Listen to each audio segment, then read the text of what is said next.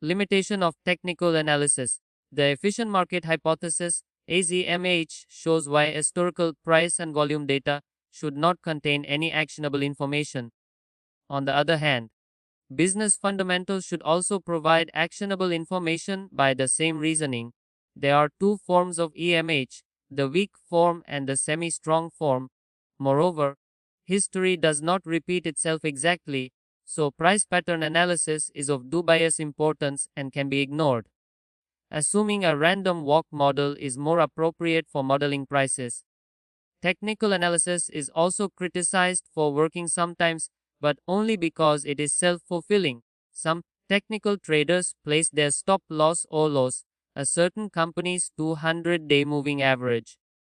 Once many traders have done this, the stock will be flooded with sell orders, which will cause it to drop, confirming the movement predicted by traders. Other traders will also see the price decrease and sell their positions, further reinforcing the trend. The short-term selling pressure can be considered self-fulfilling, but it won't make much difference to the asset's price in the coming weeks or months. If enough traders use the same signals, the price could move in the direction predicted by the signal. However, over the long run, this group of traders can determine the price movement over the long run. Lesson synopsis. An analyst uses technical analysis tools to analyze how supply and demand for a security will impact price changes, volume changes, and implied volatility changes.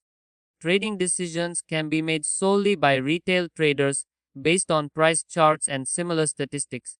Any security with historical trading data can be analyzed using technical analysis.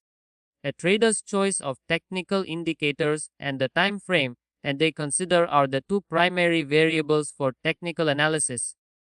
If enough traders use the same signals, the price could move in the direction predicted by the signal.